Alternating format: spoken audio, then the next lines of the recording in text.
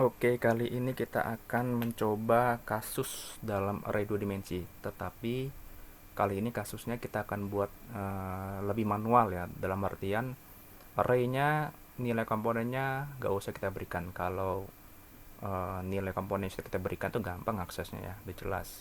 Tinggal ambil aja pakai for loop, udah beres ya. Tapi kali ini kita akan buat sedikit lebih sulit untuk meningkatkan kemampuan kita ya. Nah, jadi kasusnya itu setelah saya pikir paling enak itu gini. Kita akan menghitung nilai rata-rata tiap kelas dalam sebuah sekolah ya, gitu aja. Jadi misalnya suatu kelas itu ada beberapa anak. Nah, di sekolah itu ada beberapa kelas. Jadi kita akan lihat nilai kelas yang paling tinggi, gitu aja ya, lebih enak. Nah, saya kepikiran gini, kita kan memang membiarkan user untuk memasukkan nilai-nilai komponennya ya. Jadi yang kita akan pakai itu ialah object scanner ya. Lalu kita akan memakai for loop dan kita juga akan memakai operasi aritmatika di dalamnya ya. Sebenarnya gampang kok, nggak sulit ya. Karena kita pakai object scanner, jadi kita perlu Java Oracle-nya ya. Kelas di dalam Java Oracle-nya maksudnya. Import ya biasa ya Java til.scanner. Oke, lalu kita akan pakai di sini. Saya akan pakai di sebelum main kelasnya ya, kita pakai scanner input aja ya, input new scanner ya, dalam kurung system.in. Oke, lalu saya akan buat main kelasnya. Lalu kan saya buat dulu variabelnya integer 2 dimensi ya, kita pakai ini dengan nama nilai sama dengan new integer. Oke, kita pakai karena kita punya berapa kelasnya enaknya, 5 kelas ya, 5 kelas, dan per kelasnya berapa anak, 4.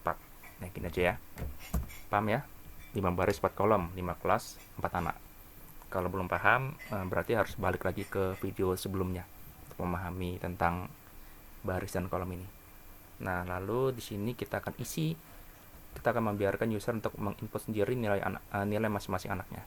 Jadi kita pakai for bracket, kita biasa ya, integer x sama dengan 0, x lebih kecil dari nilai dot length. Lalu kita buat x nya increment. Nah ini gini, karena ini mengacu kepada baris pertama, jadi kita buat permulaan tiap baris ini ada sebuah kalimat nih. Kalimatnya yang enaknya gini, nilai dari kelas ke, gitu aja ya. Ini gini aja, ke, oke. Karena x ini adalah indeks, kita pakai gini, x plus 1. X plus 1 gini ya. Oke, lalu kita akan buat for percabangannya untuk mengakses kolomnya ya. Kita pakai tab j sama dengan 0, y lebih kecil dari nilai dari indeks ke x ya, dot length. Oke, lalu y nya kita incrementkan. Oke, langsung saja ya, tanpa berbasa-basi lagi, kita akan biarkan user masukkan nilainya. Jadi gini, kita akan menyatakan sebuah pernyataan dulu. Jadi gini, masukkanlah nilai dari siswa ya. Oke, gini aja ya, oke, kita tambahkan jadi ini y per 1 gini ya. Oke, lalu kita akan coba buat dari objek scanner ya. Objek scannernya kan input ya, jadi kita begini, ini kan integer ya, integer kita buat apa ya, nilai 2 aja ya, nilai 2 sama dengan nilai dot next in, nilai lagi input dot next in. Oke, lalu kita buat jadi nilai ke x dan y sama dengan nilai 2. Oke, gini ya, kita coba dulu tes.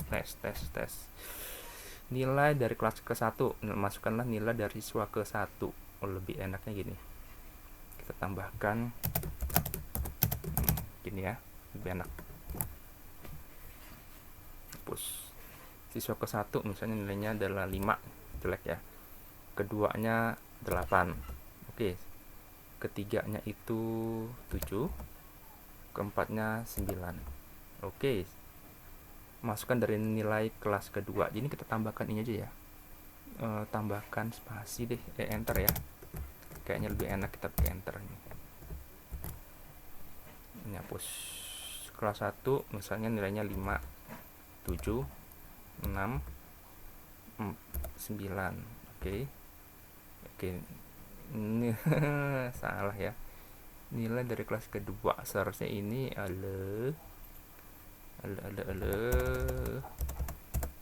ini dari awalnya sih ini tolong. Kelas 1 tuh 7, 8, 9, 5. Kelas keduanya 2, 3, 4, 6. Kelas ketiganya 3, 5, 6, 7, 1, 7, 5, 4. Kelas 5-nya 5, 8, 4, 6. Ya, sukses ya. Jadi kita sudah menginput nilai masing-masing anak. Nah, sekarang yang agak beratnya itu kita mengaksesnya ya. Jadi gini, kita buat dulu for kita buat ini integer x sama dengan 0, x lebih kecil dari nilai dot length. Oke, x-nya increment. Gini, kita buat juga gini ya. Bentar. Kita buat gini aja. Kita buat dulu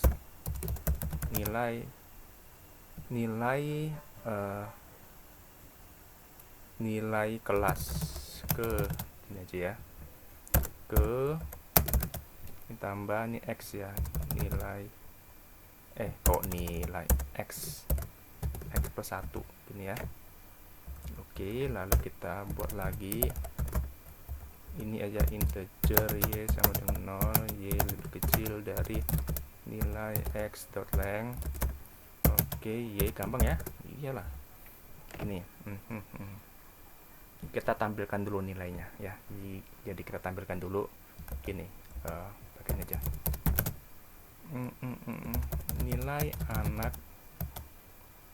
nilai anak siswa ke kita buat nilai ke y tambah 1 ya, adalah ini adalah kita buat ini nilai dari x dan y. Oke, coba sebentar. Kita coba dulu ya, ini benar gak sih? 1, 2, 3, 4 3, 4, 5, 6 4, 5, 6, 7 5, 6, 7, 8 7, 8, 9, 0. Ini adalah Java runtime error. Sebentar. System out print line. Tentu saja ini kok ada Z-nya. Ini pasti kepencet. Cukup jauh udah. 2 gak 4, 2 gak 4, 2 gak 4, 4, 5, 6, 7 6, 7, 8, 9.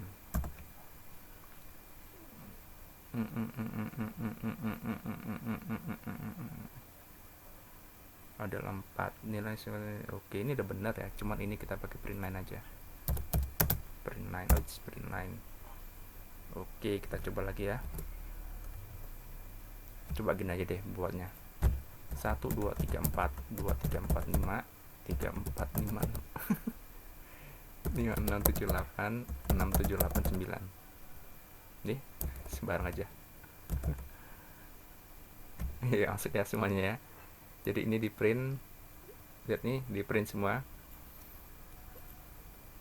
nilai kelas ke 1. Oke, ke 1 adalah 1. Oke, ini spasi, ini source-nya print line ya. Oke, sudah benar ya. Oke, lalu selanjutnya kita akan menghitung rata-ratanya. Jadi gini, kita akan buat sebuah variabel ya. Variabel ini misalnya integer count ya, atau sum ya. Sum ya. Nggak usah integer ya, karena kita ingin buatnya rata-rata, jadi kita float aja, float sum. Kita deklarasikan sum ini inisialisasinya 0 ya. Oke, lalu kita buat gini. Di bawahnya ini kita akan masukkan sum itu plus sama dengan dari nilai x dan y. Oke. Nah, lalu di sini kita akan buat gini. Kita akan buat gini.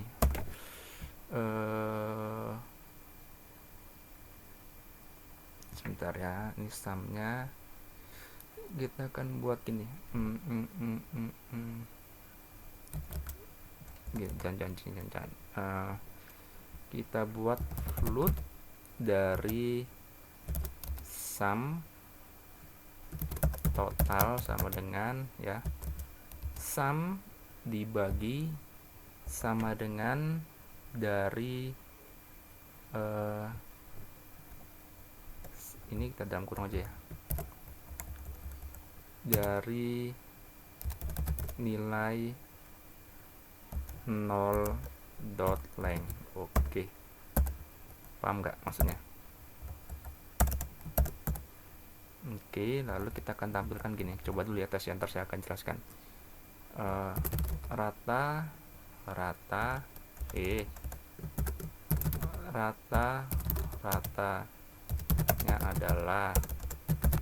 adalah ya, kita tambahkan sum totalnya. Total. Oke, karena dia akan looping ke atasnya. Ingat ya, kalau for loop itu dia akan terus melakukan iterasi ke atasnya setelah dia per kolomnya sudah selesai dibaca. Jadi kita akan kembalikan nilai dari sumnya ini sama dengan 0 ya. Coba dulu nih. Ini kayaknya kebanyakan ya. Gimana kalau 3 kelas aja lah ya. 3 kelas aja, 4 anak 3 kelas. Oke. Soal ke nilai 2, 3, 4, 5 2, 3, 4, 6 3, 4, 5, 6. Iya, bener ya, berhasil ya. Iya. Jadi coba ini aja deh kita hitung. 2 tambah 3, 5 tambah 4, 9 tambah 6, 15. 15 bagi 4 ini 3,75 ya. Lalu misalnya ini 5 tambah 4, 9, 10, 11, 12, 13, 14. 14 dibagi 4. 14 bagi 4, 3,5 ya. Iya. Betul 3,5 ya. Jadi berhasil ya. Jadi ini adalah contohnya. Sekarang saya akan menjelaskan apa maksudnya ya. Jadi gini, kita mulai dari mana ya? Kita mulai dari ini aja dulu. Ini udah jelas ya, kita udah tahu ya apa artinya ya. Ini looping biasa. Jadi ini ialah untuk mengakses per barisnya.